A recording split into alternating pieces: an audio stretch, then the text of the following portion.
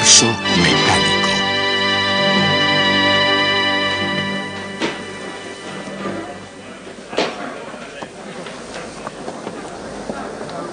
La cantidad de movimiento de un objeto es igual a su masa por su velocidad. Cuando no actúa ninguna fuerza exterior sobre un sistema, la cantidad de movimiento total es constante. Este principio se llama principio de la conservación de la cantidad de movimiento. La conservación del momento.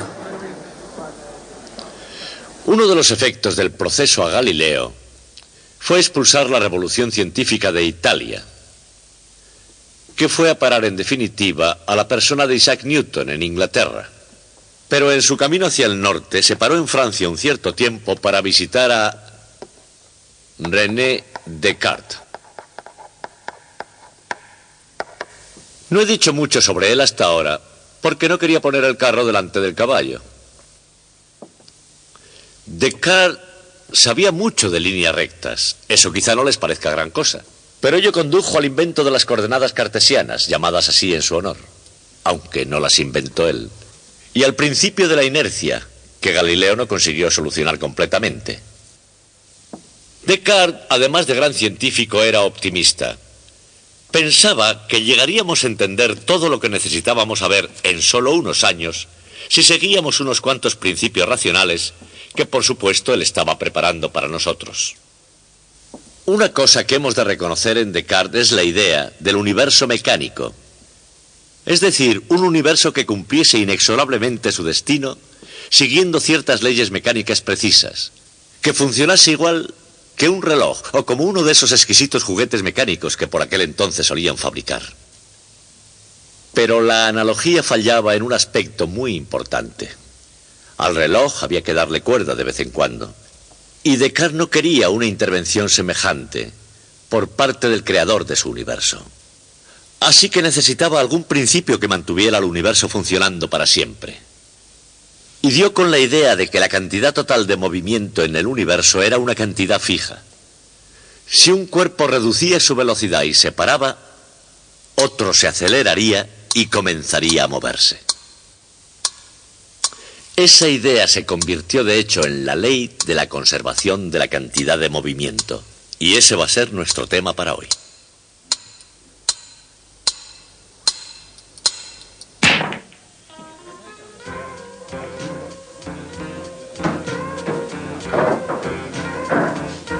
Estos hombres viven según ciertas leyes, algunas veces al margen de los estatutos de la ciudad y condado de Los Ángeles con respecto al juego, pero siguiendo siempre cierta ley de la mecánica clásica. Se ganan la vida con el arte y la ciencia del billar americano. Pero ni todos ingresan en la Academia de Billar La Tiza para ilustrar las leyes de la conservación del movimiento. Ni tampoco todos aprecian aquí el hecho de que tanto si pierden como si ganan, la mecánica clásica es la que gobierna el juego del billar. La mayoría de ellos bajan las estrechas escaleras de la tiza para dar unas tacadas o para beneficiarse de la experiencia de otra manera. Pero lo más probable es que, cuando se aplican correctamente ciertas leyes de la física, todos aprecian aquí completamente los efectos. Por supuesto, así como la bola de billar puede obedecer perfectamente esas leyes, los principios que la sustentan no se originaron en la Academia de Billar La Tiza. Algunos de esos principios, como el propio juego de billar, tuvieron su origen en Francia.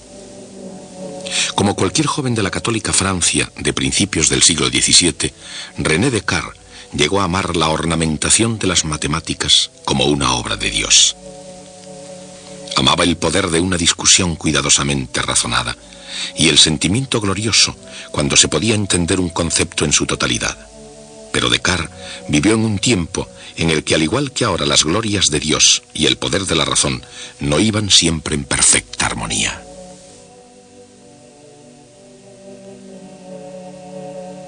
En 1600, cuando Descartes, con solo 4 años, acababa de empezar a acomodarse a la Europa que le rodeaba, un monje erudito llamado Giordano Bruno fue quemado en la hoguera, entre otras razones, por sus creencias en el sistema copernicano del universo.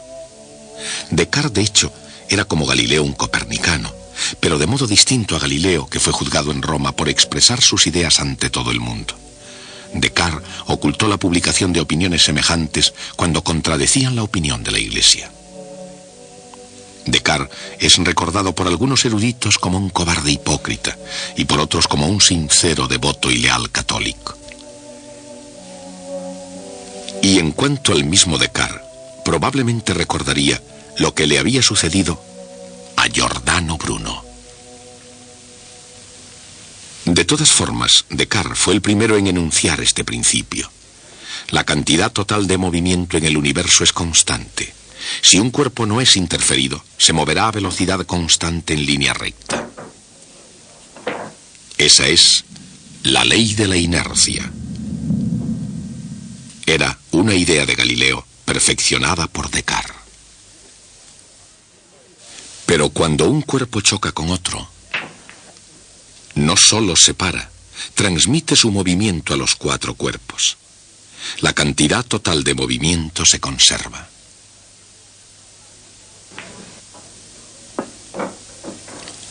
Aunque Descartes fuera el primero, la esencia de su cantidad de movimiento, de hecho, fue expresada mejor por Isaac Newton.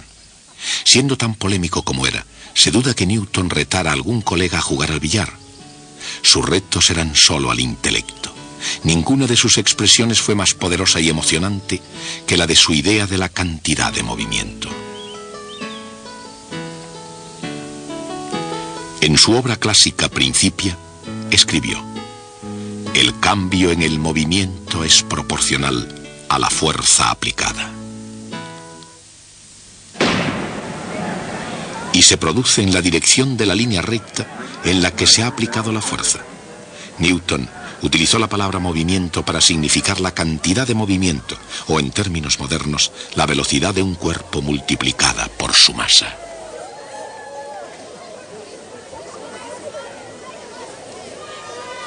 Newton, en su propio campo, prefirió expresar la mayor parte de sus convincentes ideas con ayuda de la geometría clásica, utilizando figuras geométricas y cocientes entre cantidades. Pero era lo suficientemente experto como para saber que sus leyes se podían expresar mediante ecuaciones diferenciales. Conforme a la segunda ley de Newton, la fuerza aplicada es igual al ritmo de cambio de la cantidad de movimiento. La segunda ley de Newton, emocionante, convincente, una idea con enorme impacto en todo el universo.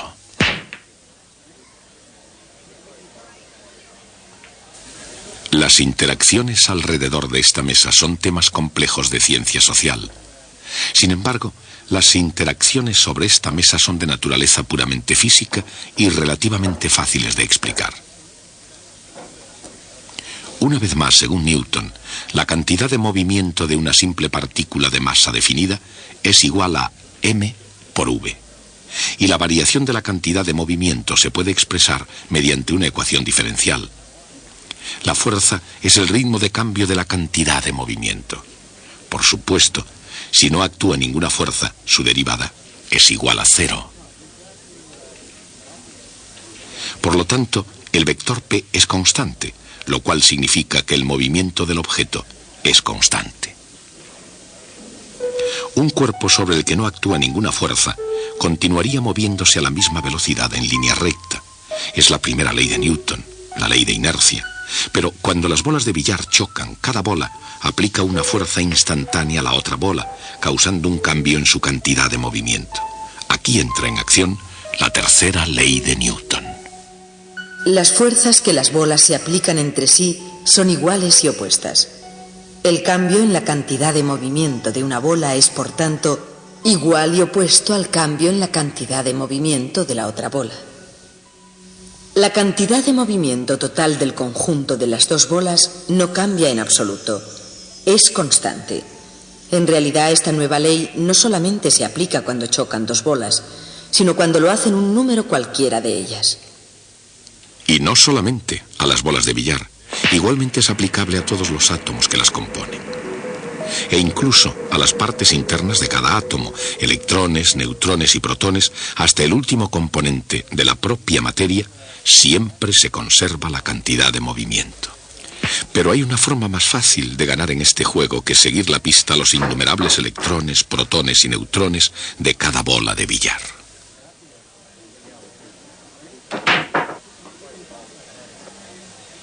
Aunque cada una de ellas esté compuesta por átomos y partes más pequeñas del átomo, aplicándose fuerzas iguales y opuestas entre sí, cada bola se comporta como si fuera un único cuerpo con toda su masa concentrada en un único punto.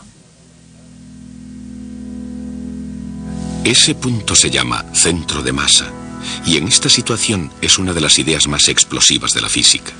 El centro de masa es el punto en el que hay que fijar la atención cuando se calcula la velocidad y la aceleración de un cuerpo compuesto.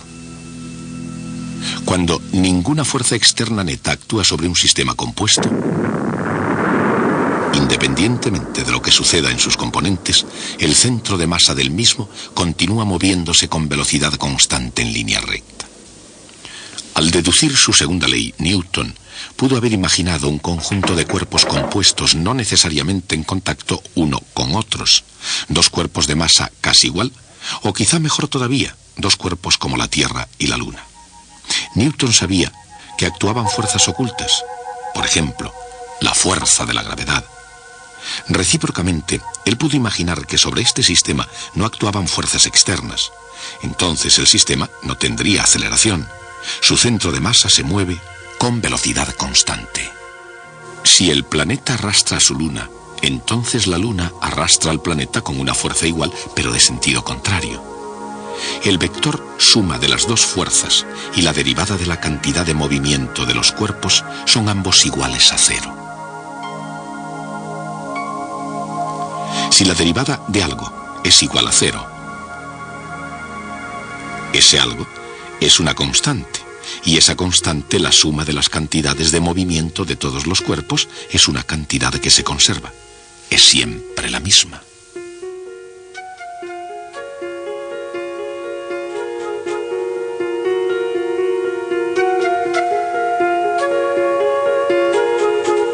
Esta ley se aplica a 2, a 3 o a más cuerpos en todo el universo, pasado, presente y futuro.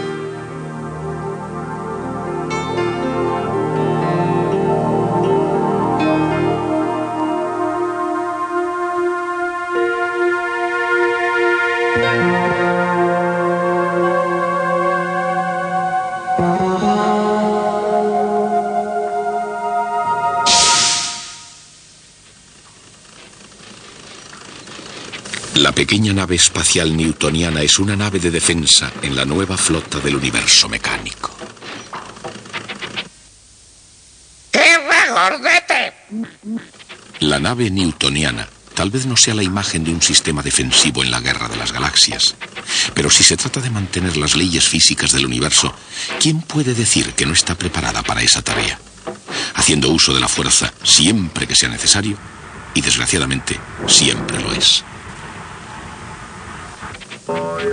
Newtonia dispara un astroproyectil en defensa de las leyes del universo mecánico. Incluida también, por supuesto, la ley de la conservación de la cantidad de movimiento.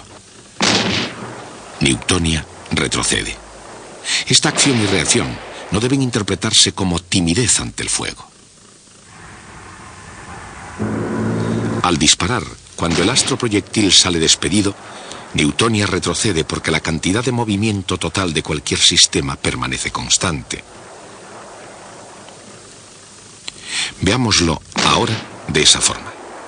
Cuando el proyectil es disparado, va zumbando en una dirección mientras la Newtonia va zumbando en la otra, pero sin importar cuál sea la dirección, ni lo intrincado de sus sistemas, ni sus componentes específicos, continúa en juego la conservación de la cantidad de movimiento.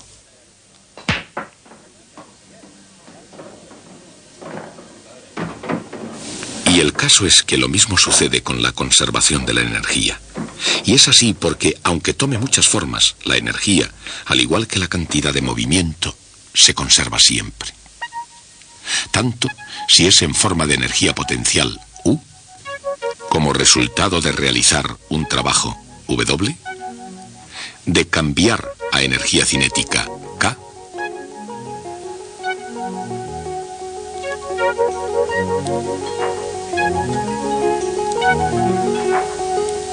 disipada en alguna otra forma, calor o Q. Toda energía se conserva estricta y absolutamente. Una vez más, sea cualquiera la forma que tome, la energía, como la cantidad de movimiento, se conserva siempre. La conservación de la energía regula, por supuesto, todo juego, sin distinción de la forma que adopte la energía y sin importar cuáles sean las masas de los cuerpos. Pero en este juego solamente hay energía cinética y todos los cuerpos tienen la misma masa. ¿Qué pasa cuando chocan? La cantidad de movimiento P es una cantidad vectorial. Es el producto de la masa de un objeto por su velocidad. En otras palabras, la velocidad es igual a la cantidad de movimiento dividida por la masa. La energía cinética K es la mitad de la masa por la velocidad al cuadrado.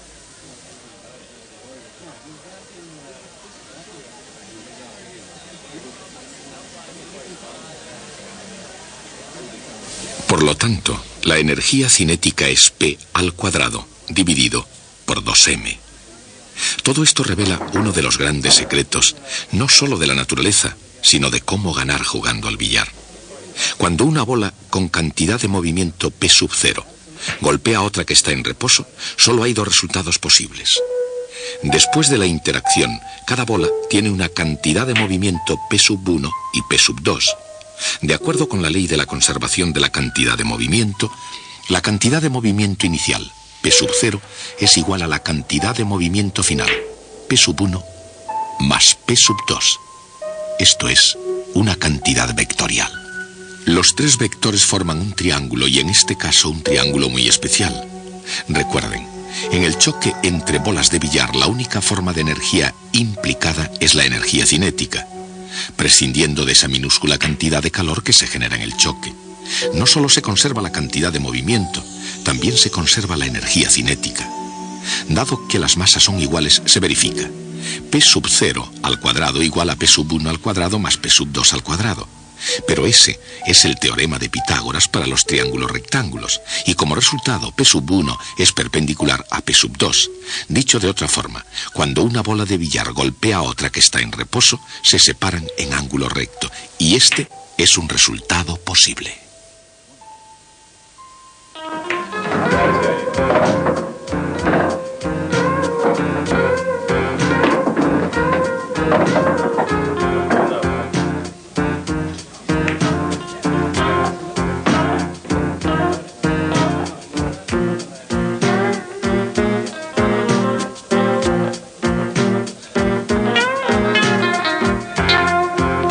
Pero ¿es esa la única posibilidad? No. Un buen jugador hace que sucedan otras cosas, aplicando el efecto, es decir, haciendo girar la bola, además de rodar.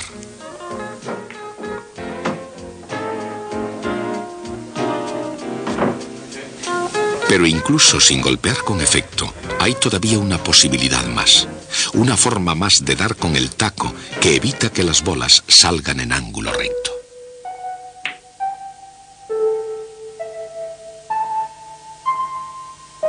Si las bolas chocan correctamente, o sea, exactamente de frente, ambas leyes, la de la conservación de la cantidad de movimiento y la de la energía, pueden satisfacerse aún de otra manera. Una bola puede pararse completamente y dar todo su movimiento a la otra. Esa es la segunda posibilidad.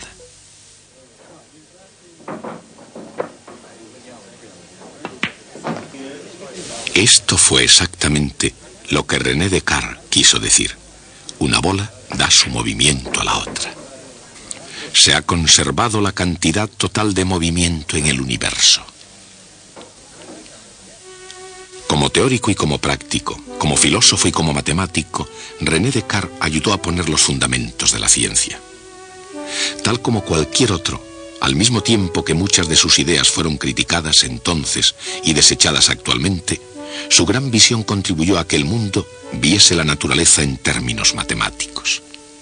Más aún que Galileo, a decir verdad, Descartes vio la naturaleza y las matemáticas como algo inseparable.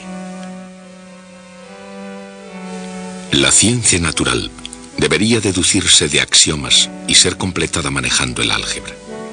Esto empieza a ilustrar su esencial visión teórica.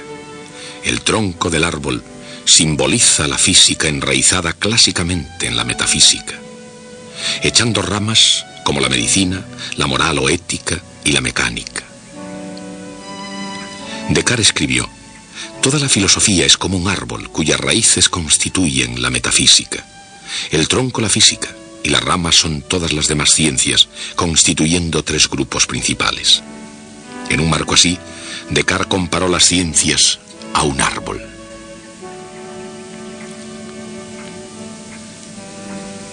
Y la matemática, significando aquí a Dios, claramente da un soplo de vida a toda la estructura.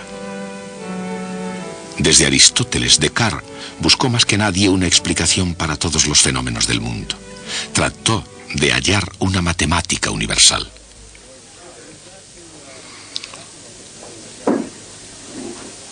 Y en su búsqueda de lo ideal, encontró algo más práctico: la geometría analítica. Descartes introdujo el álgebra de símbolos a las manipulaciones geométricas de la antigüedad y cambió el curso de las matemáticas para siempre.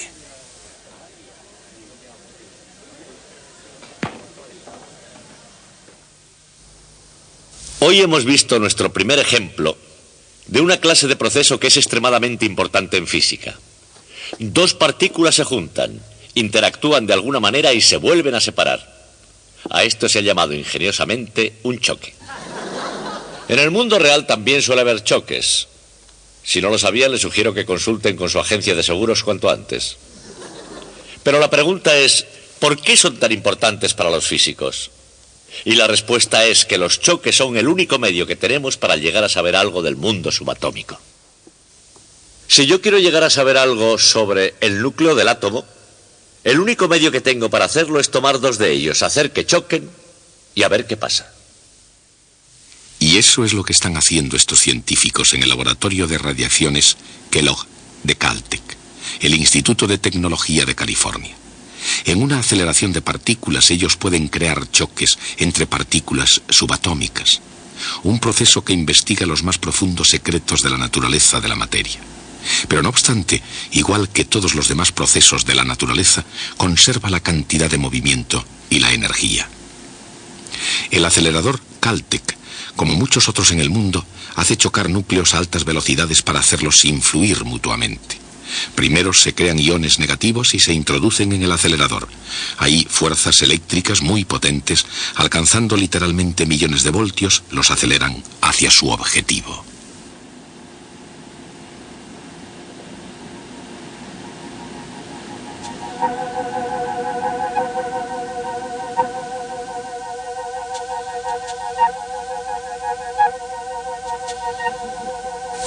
Dentro de la cámara hay un tubo a través del cual pasará el ion, desde el punto de entrada hasta el terminal de alto voltaje y más allá. Un ion negativo, un ion carbono en este experimento, comienza su viaje a lo largo del tubo.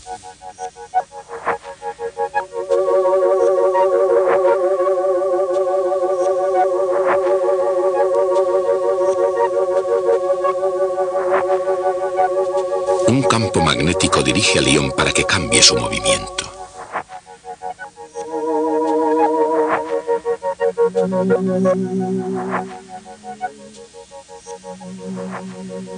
Mientras otro campo lo mantiene en el centro del tubo.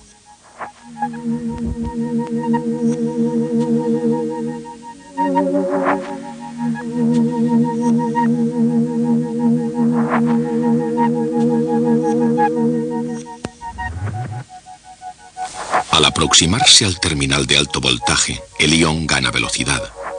En la región del terminal de alto voltaje hay moléculas de gas a la espera. Inevitablemente el ion golpea su molécula y la colisión desprende alguno de sus electrones, lo que le confiere una carga positiva.